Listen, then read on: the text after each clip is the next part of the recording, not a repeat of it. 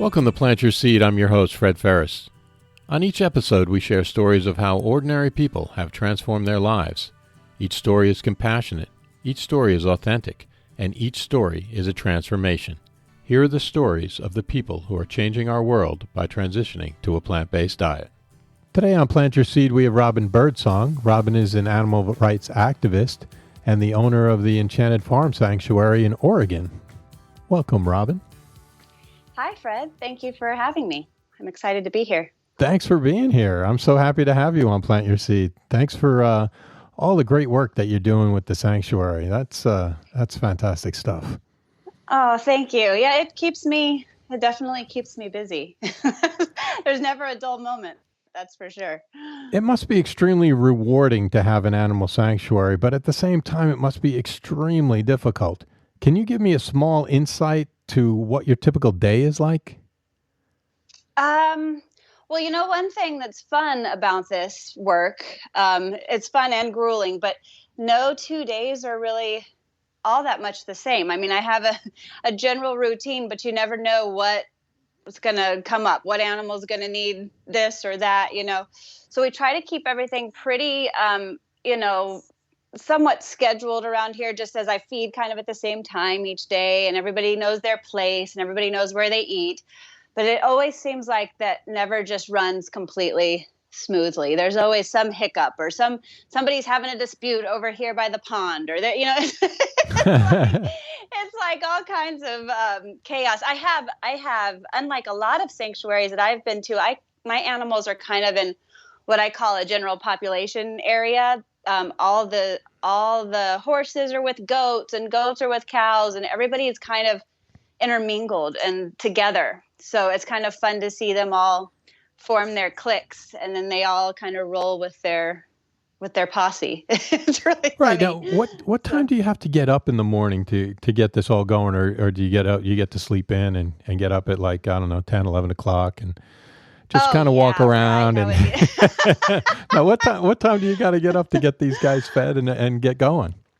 Well, I'm usually up around 6. No matter what time I go to bed, it seems like my internal clock is just at around 6 o'clock. I wake up, which it's a good way to start the day because I spent a lot of years, sleeping in. So yeah, you're making up for it now, right? Yeah, exactly. Now, how many animals do you have to take care of, or how many animals do you take care of? I've got, on my last head count here, I had 125. So, and that's, every little bunny and duck. But large animal wise, I've got about 100. So. Wow. That's a lot. It's a handful.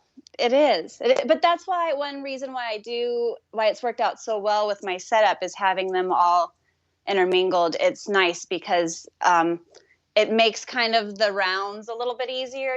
Everybody kind of knows their space, even though they're not fenced in particular areas. They all kind of have their areas. Now, do they all play nice?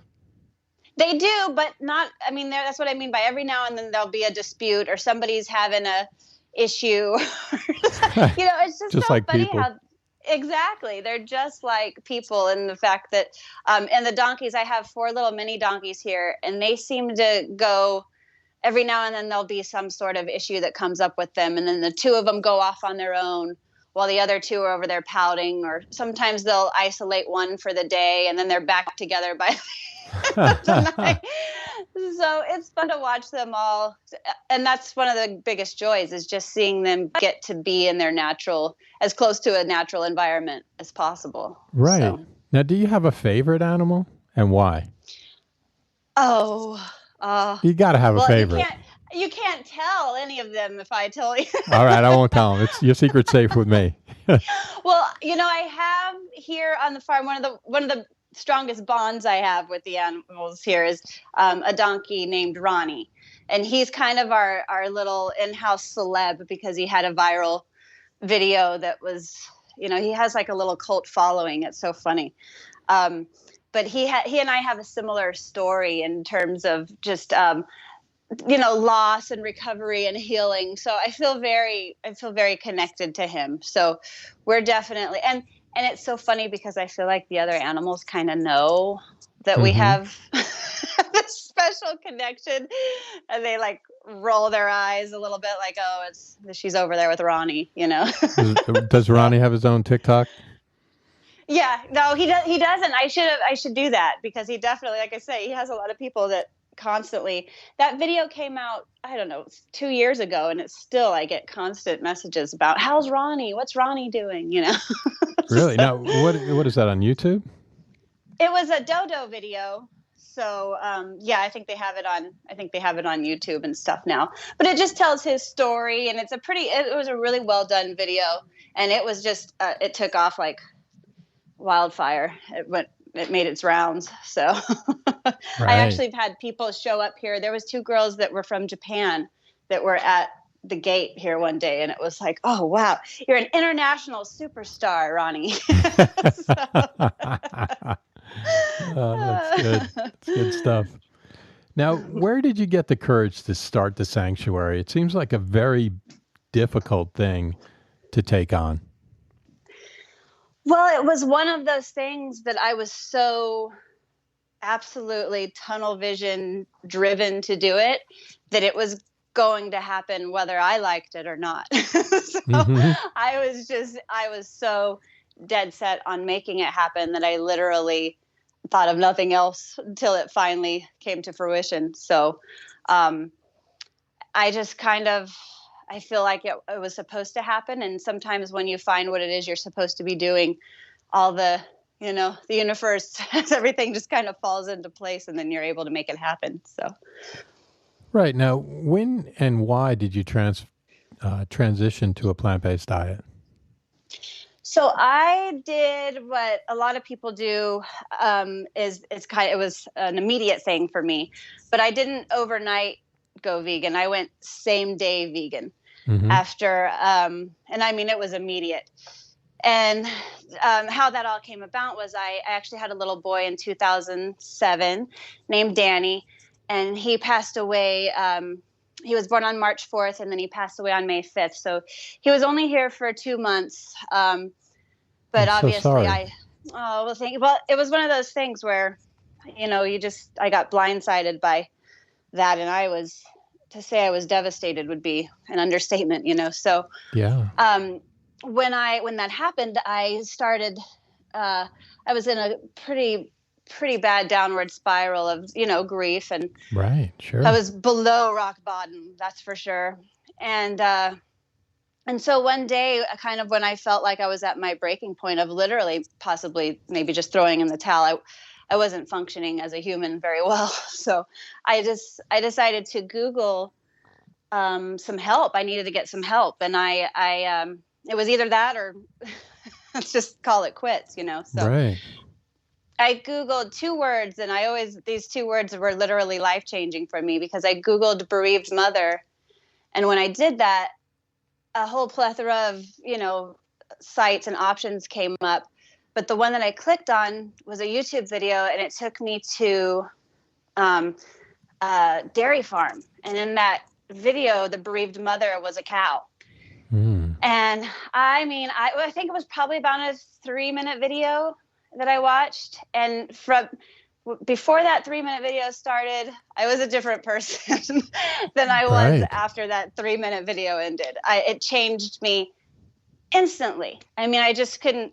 I was such a milk drinker. I like to say I was a meat lover and a milk guzzler, because I loved both of those things, and they immediately were out the window after that video.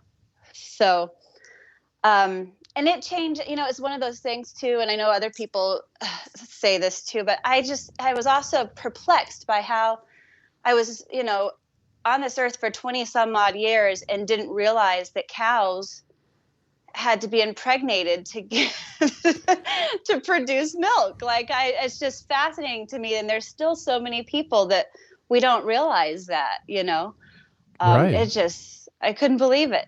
You're way ahead of me. I think it took me about, 45 years to realize that. So, and we're both ahead of a whole lot of people, because people still don't realize it, Yeah, so. and it's amazing. It really is. It's such an eye-opening experience when you see a video like that and it clicks. You realize that this is actually happening and you never thought of it that way before because you have this disconnect.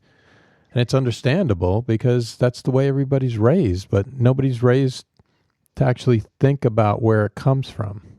Right. Well, and when you say disconnect, that's what had such a profound effect on me, was that I saw the farmer was taking her baby away from her and carrying the baby away, and she was in a absolute state of panic and grief, and she fell down in the mud and she was wailing. And it resonated with me so much because that's exactly what happened when they carried my son's body away. I fell in the mud because it was raining that day, and I let out that same wail. And it's a very specific, it transcends, it goes across every single species. It's a certain sound that only a mother who's just lost her baby makes. And it's, I know I've had friends that were there and family that was there that says that's just a sound they'll never forget that I made. And when I saw her going through that same experience, I immediately, it just changed everything. I was like, oh, I'd be willing to wager a bet that I even had a glass of milk with me at the time. I mean, I was an avid milk drinker while I was watching that video, it's possible. But I couldn't believe how deeply, not only did it resonate with me and change my whole view of everything about cows and motherhood and everything, it just immediately saved my life. I mean, it saved me because I was at the end of my rope. And I immediately wanted to live on and fight for her and this whole purpose. So it gave me a reason to be alive in a lot of ways. So I think of that cow, and I founded my sanctuary in honor of Danny, which is my son. Mm-hmm. And I call her Melly, which is short for melancholy, the cow that I'll never forget. So she saved me too. Right. Now, when was this, in 2007? This was 2009. Right at the beginning of 2009. So that I had a 2-year period between 2007 and 2009 that I don't even know, Yeah, no, that's totally understandable. I was a zombie of some sort. I don't even know how I was able to brush my teeth or anything. Some of it's a blur. So I was in a deep state of grief. So, and it was like a cloud lifted from me, and it was like, oh, not only am I going to live, I'm going to live intently, and I'm going to live for these and save as many of these and open as many other eyes to what's going on as possible. So it was a really, really, really big effect that it had on my whole life trajectory. Okay, so take us back to 2009. You see this video. It changes you. But how do you go from there to starting an animal sanctuary? Well, first I had to, I think, look in the mirror for the first time in 2 years and figure out where the heck I even was and right. what was going on and how am I going to, but it was like it lit a fire under me. So I went from debating on whether or not I wanted to live at all to realizing, okay, well, it's time to hit the road and find the perfect farm. And that was what that's where I started, because I was blessed and fortunate enough to have a little bit of financial means to do that from my modeling career previously. Mm-hmm. So I was able to just get in the car with my 2 dogs, and I went on adventure across the country. I kind of crisscrossed the country deciding where I'm going to look for this. And it did, it was one of those things where it gave me, I was so excited all of a sudden after being so not excited. Right. I was so excited to find the perfect farm. So that's where I started, was I want to find where I want to be, and then I'm going to do and just, start from there. And that's what I did. And so I ended up here in Oregon because I came here and went to the hot springs and did some things. I was kind of starting that, okay, I need to also heal myself, because I hadn't been taking very good care of myself or my spirit or anything. I was a mess. So I started off at the hot springs here in Oregon, and it had such a, after having spent a little time in Vermont and some of the East Coast areas, I headed back this way because it turned winter in Vermont. And I was like, up, Yeah. check, please. Yeah. Winter in Vermont. That's cold. Oh, but the fall is so dreamy. So I had I was like, oh, this is going to be wonderful. And then I thought this is not going to be very conducive to, and people do it, which is amazing. But if you have the option not to, sometimes it's. Yeah, no, Vermont's beautiful. I actually went to school up there. It's a beautiful. I got family up there and stuff, but it's cold. It's like Maine. It's cold. Michigan, right. North Dakota, all of those places. Mm-hmm. It's cold. Well, and especially if you're thinking, okay, I'm going to have an animal sanctuary where I'm going to be outdoors and the animal, it was just a lot of tent. I thought maybe if I go west, right. check out that area a little bit. And so when I got here to Oregon, I went to Ashland, Oregon, and stayed there for a little while. And I don't know if you're familiar with that town, but that's ultimately where I do plan to have my forever farm, because now I'm looking to transition back down to Southern Oregon, because I bought this little farm here. And when I did, it was on a little desolate country road, and now it's in the middle of wine country. Oh, really? The entire Oregon wine country built up around me here, and now I'm on a pretty busy road, which was not my plan. So, right. So I'm looking to relocate back down to the Ashland area, which is ultimately where I want to be anyway. So, this sanctuary is a lasting tribute to your son. Correct. Yes. It's all for Danny. And it's so funny because I think of it as though he's kind of rescuing animals with me, just in a different realm. I call it the Stardust realm, but I feel like he's very much a part of my everyday here at the farm. I know to some people that sounds a little hoo-ha, but for me, it's like I'm rescuing the animals with my son. So he's very much a part of my world still, for sure. What have you struggled with? What have been your most difficult challenges? I think for me personally, the most difficult thing, aside from just the everyday mechanics and operationals, making ends meet and getting donations and all of that stuff, is obviously a day-to-day battle. But for me, it's really saying goodbye to the animals once you've rescued them, and seeing what humans are capable of doing. I get some of the most abused animals and neglect cases, and it just, it doesn't put any of my faith back into humanity. I'm an animal person more than a people person already. And then I deal with some of the repercussions of what humans do to animals. And it's just, that's the hardest part of seeing them come in the way they are. But that ends up being one of the greatest joys, is seeing them transition and heal as well. But then you don't always, none of them are going to live forever, and you say goodbye to a lot of them. And just knowing that you may, have to say goodbye to all of them at some point, it never gets easier for me. I really, really take the losses hard. And it's just every single time I lose one of these animals, I go through this whole process of grieving. But there's 120 more that are still alive, so you got to pick yourself up and get out there and help the ones that are still here with you. So, but that is, for me, that's the hardest part, is losing them. Right, because the other 120 still need you. Exactly. Yeah.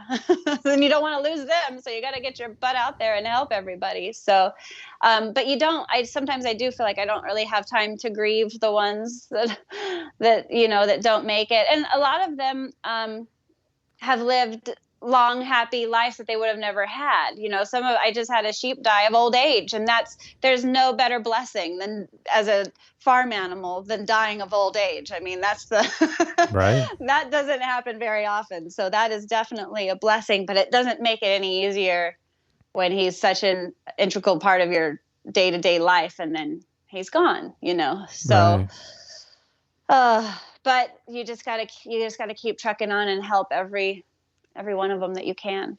So, how do you go about rescuing an animal? kind of give us just an overview of what might happen? Yeah, I mean, each individual situation is so unique. It usually depends on, um, the circumstance. But Well, say like Ronnie the donkey. yes, now Ronnie the donkey was a very specific incident where I was contacted by his people because he lost his little baby Jack. He had a little Jack that was living with him on his previous farm, and he got caught on barbed wire and it ripped his tummy, and little Jack died. And Ronnie went into a deep depression and he had all these marks all over his face from trying to pry the barbed wire off of his little donkey. And you actually don't hear a lot about the fatherly love in the animal kingdom as much, Right. Which is really interesting. But he went into a deep depression, and anybody that thinks animals don't grieve the loss of their young haven't ever spent one day around an animal, because they definitely do. And Ronnie went into a deep, deep depression. And so they contacted, I guess, they had seen my Facebook page or something and saw my story and thought, oh, that's a perfect fit because they both have a similar backstory, and maybe she can help him kind of heal. He wasn't eating or anything. Like he was deteriorating. So I went and picked up Ronnie, and he came here. And how did that make you feel when you show up and these people have contacted you because of your story, and they obviously know your story and they know the story of the donkey, and they put you together? What happens there? Well, I mean, instantly I felt, obviously, and why I still, when you ask me who my favorite is, that's why I felt an instant connection to Ronnie, because I could see it in his eyes that he was defeated. I mean, he was down, slumped over, standing there in the corner. He was not a happy donkey. So how did you get him out of being an unhappy donkey? Just curious to know. It just seems it's difficult to communicate with animals, and I'm just curious to know how you would get him out of his depression. Well, that's one of the things why his video that I was talking about earlier went so viral, because I tell the story of how that happened. And it took weeks and weeks of me trying to get him, integrated with everyone else and trying to get him to eat. And he just wasn't having any of it, which was very disappointing. And I was very sad that I was hoping he'd come here and just be okay. Right. But he wasn't. And so then one night I at the winter solstice, I have a big bonfire. I always have these bonfire and moonfire festivals here. And I lit a big bonfire, and Ronnie had been in the barn for, it was almost 3 weeks that he hardly even looked up from his, it was like his depression was even worse once he got here, which was not the goal, Right. So, and then I lit that fire that night on winter solstice, and he saw the fire, I guess, from the barn, and came walking out of the barn, which was shocking in and of itself that he was just walking out of the barn all of a sudden. And he walked over to the bonfire and was just staring at the bonfire. And it was like, it healed it, like it burned away the past, and he was ready to move forward. It was like nothing I've ever experienced or seen. So I don't know what clicked reset in Ronnie's mind with that fire, but I feel like it like snapped him out of depression, because then the next day he was eating hay and he was interacting with the other animals, and it was I couldn't believe it. It was a winter solstice miracle. That's for right. Sure.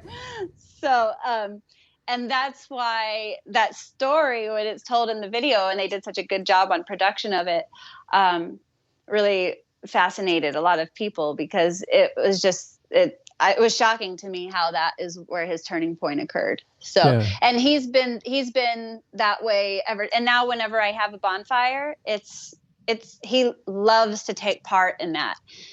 He really likes fire. So I don't know if he had a previous life as like a fire dancer or what it is, right. But he definitely loves bonfire nights. So he gets to have them often too. So that's a good thing. Yeah, that is a good thing. Now we'll try to find that video and put it in the show notes for everybody so they can take a look at that. Now, as far as yourself, okay, so you've been plant-based since 2009, is that correct? Correct, yes. Now, what are some of the positive changes that you've seen? Obviously, mentally, things have changed for you, but physically?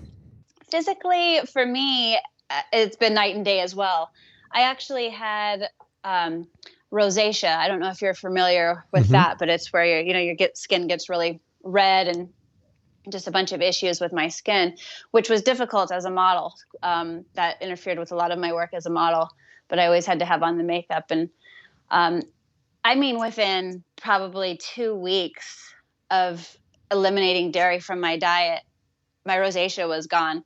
And talk about how being mad, I was so upset. I was ecstatic, but I was so upset that all those years I obviously had some sort of allergic, which I think we all do because we're not supposed to be drinking that stuff. Exactly. But I always think it's funny when somebody says they're lactose intolerant. We're all lactose intolerant. That's for baby cows, Exactly. So, but it metamorphosized my skin, and that was like it really put the cherry on top of my healing. I felt like I was healing, emotionally and physically, and like it just showed even on my skin, and it was like, I cannot believe this.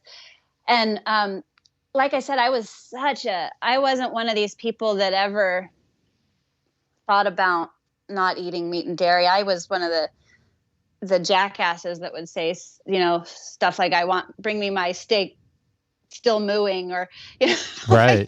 like I liked rare meat and I liked milk, and I wasn't going to hear anything otherwise, So that's why I try to have a little bit of a longer wick with people that act like that, because I feel like the people that are more boisterous and push back against it are actually the ones that are probably going to have a breakthrough pretty soon.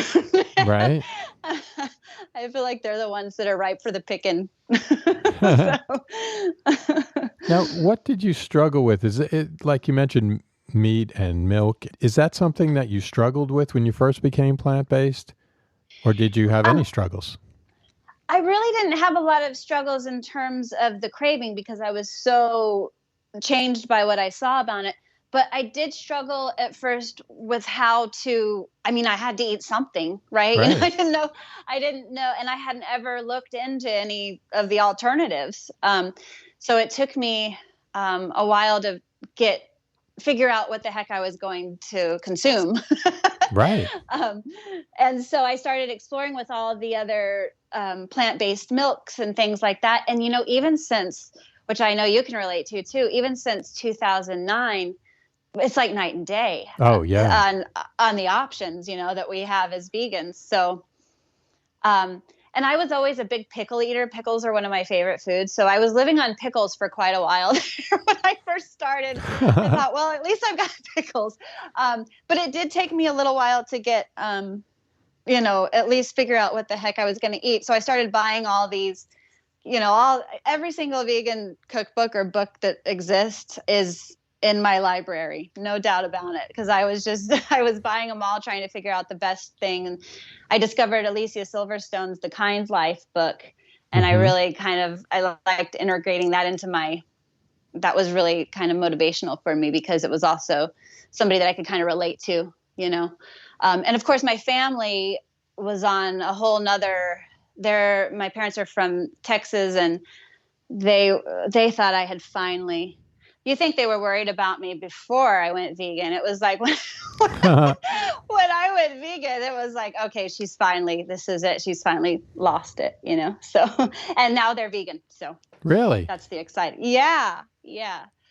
Wow. It took me a while because I sent them all the things that resonated with me, but it took the Mad Cowboy, Howard Lyman, the Mad Cowboy. Mm-hmm. He was one of the largest cattle ranchers in America, and now he's an outspoken vegan activist. And it took me sending them his book to finally make it click with them. And that's what I think is so important for all of us. Everybody has their own, way of telling their message. And that's so important because certain messages resonate better with certain people. Everybody has because they didn't want to hear anything to do with Alicia Silverstone stuff. But as soon as I sent them Howard Lyman's Mad Cowboy book, they started being a lot more open to it. And then they watched all the documentaries, and now they're vegan, which is so exciting for me. So that's one of the things that I think is one of the biggest persuasive ways to change somebody's attitude or somebody's thought process is documentaries. Like absolutely, the Game Changers is a fantastic version. It speaks to a specific bunch of people. Whereas, it does. like personally, I watched Forks Over Knives. I watched them all, but I watched Forks Over Knives, and that was the one that kind of started me on the way down this road. And everybody has a certain documentary or book that sets them on the path. And that's why I think I think the community being so diverse and everybody bringing their own set of cards to the table is so important, because you never know who's going to resonate with who, and a lot of others would reject it, or so everybody has their own little niche, which is so great. But I'm actually producing and directing a documentary right now myself called The Women of Rescue. This is War. Right. And it's all about the women of rescue. And I feel like that's going, and I've been to the East Coast sanctuaries, and coronavirus put a little hiccup on some of the travels that we were planning to do right now to go to all the different sanctuaries. But we do have a 2.5-minute trailer that's out. And even the trailer alone resonates so much with people that I feel like, especially for women, I think when they see other women at the helm of a lot of these sanctuaries, because so much of the animal rescue community is women. And so I feel like when other women see it, they say, oh man, and they can resonate with that. And then they start taking interest in it. And all it takes is that one little spark to get people questioning what they're consuming and why they're contributing to such cruelty, to get them to make the shift. So you got to light those sparks. Yeah. Now, why do you think that women take the lead in this issue? In terms of just in animal rights in general? And animal rights in general. Obviously, the torture and rape of the cows in order to get milk and cheese is something that every feminist should understand. Right. And that's why, women take the lead in this issue. Why do you feel that is? And why are you making this movie? Well, I think part of it is definitely that I personally, and I've had have I had some heated conversations with self-proclaimed feminists that are, drinking their latte, right? And it's like, there's nothing more detrimental to, and I'm big on the divine feminine and the sacred feminine, and that's the path that I follow. So there's nothing more detrimental to motherhood and degrading towards womanhood than meat and dairy and the way we have commodified the female reproductive system. It's scary and it's sad. And so I feel like women, once they see that, it just resonates with you and clicks a lot sooner and a lot easier, I think, than it does with men. And I think in the animal rights community, unfortunately, it seems like a lot of the well-known people at the helm are men, and the women don't have quite as big of a platform. But I feel like that's starting to change. And that's one of the reasons why I wanted to highlight the women in the animal rights community and primarily the rescue community, because the vast majority of animal sanctuaries are founded by and run by women. So we've created a little army, and that's why this is War. Right. I love the title. I love it. When do you see this, finishing and kicking off? Well, I'm hoping to get back because really right now with as much filming, we spent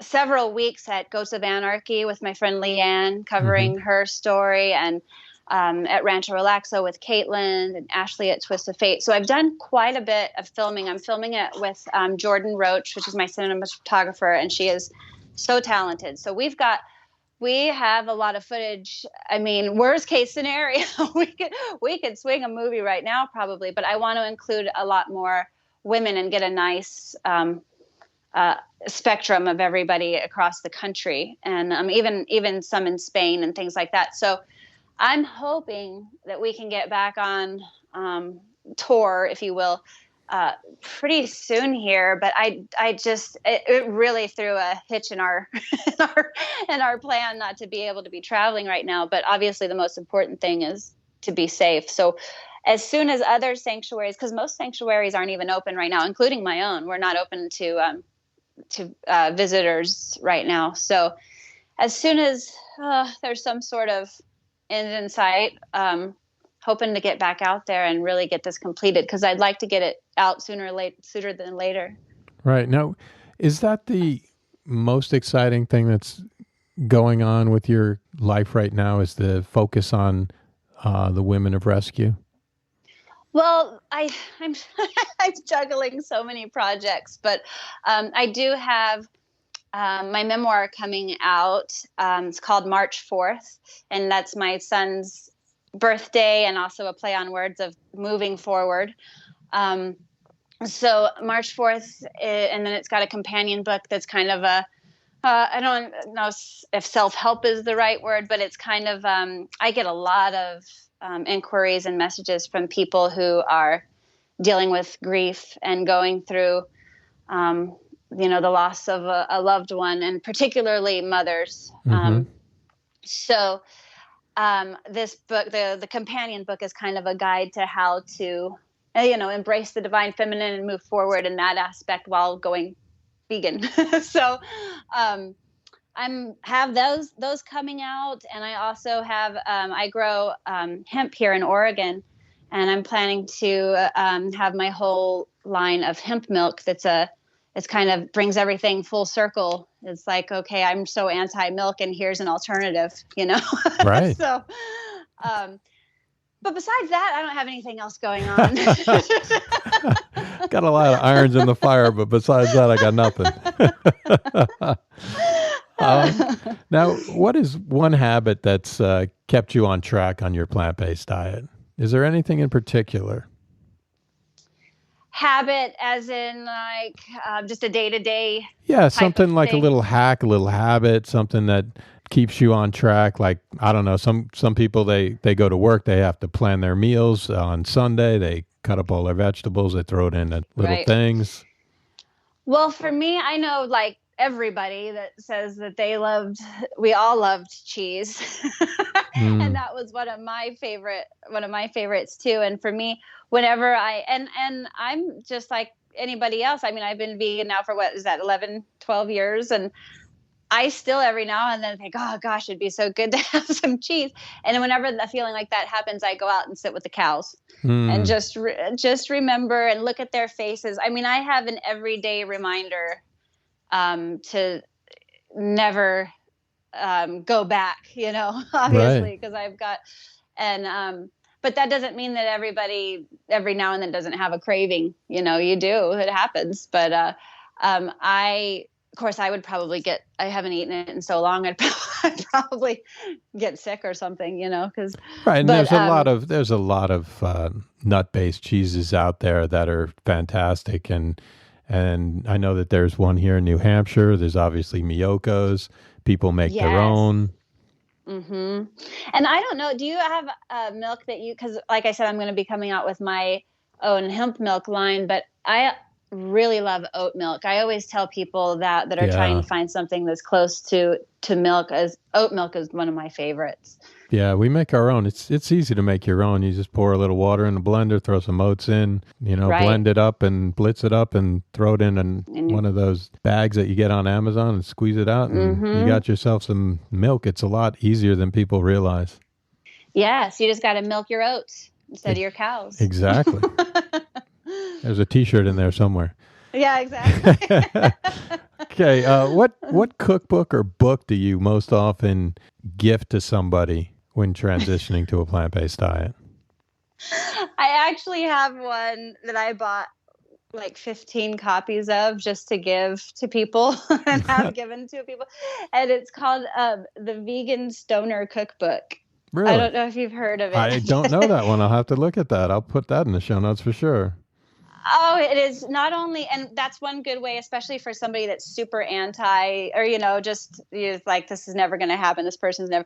They read this book. It's absolutely hilarious, and it's so well done, and the recipes are good. I mean, it's kind of a vegan junk food book. It's more for like a transition stage, obviously, but it's just so cute and so well done. And every person that I've ever given it to, and of course here in Oregon where everybody's growing cannabis, it's a big hit. But that is one that I always give to vegans and non-vegans alike because they get a big kick out of it. So, and it's got great recipes in it. The food is good. That's great. I'll have to look that one up. I'll definitely put that in the show notes. That's for sure. Way everybody can find it. When you see it. Yeah. It's cute. It's got a little tomato on it that has a little spliff in his hand, and it's just the cutest it's the cutest book. All right. Now, finally, can you give me one word to describe how you felt before you became vegan and one word to describe how you feel now that you are vegan? Oh, I would say before I was vegan, I would say my word was probably bliss, because that's what ignorance is, right? Mm-hmm. I was blissed out on ignorance. So, I mean, I guess that's a nice way of saying my actual word, which was ignorant. Mm-hmm. That would definitely be my pre-vegan word. And then my post, being a vegan now, I definitely think my word is awake. And it's my life's mission to try to shake awake as many other people as I possibly can to see. I know it might sound kind of trite or hippy dippy, but I genuinely believe that veganism can change the world and save the world. I mean, I really do. So as many people that we can get on board helping to heal the planet and the animals and each other, I feel like it's the answer. Yeah, I agree 100%. It's such a great pleasure having this chat with you. Thank you so much for taking the time. Thank you, Fred. I appreciate it. Now, where can people reach out to you and find you on Instagram, the web, social media, so that they can support your cause? On Instagram, which is my primary platform, I'm at Enchanted Farm Sanctuary.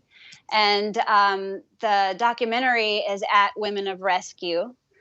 I'm also on Facebook at Enchanted Farm, but my primary platform is Instagram. That's the best way to get in touch and keep up to date on everything. All right, great. Thank you so much for being here. Thank you, Fred. Hope you are inspired by this story, and remember, it's never too late to plant your seed. Links to everything we talked about on the podcast can be found on Instagram at plant.yourseed in the show notes tab in the bio.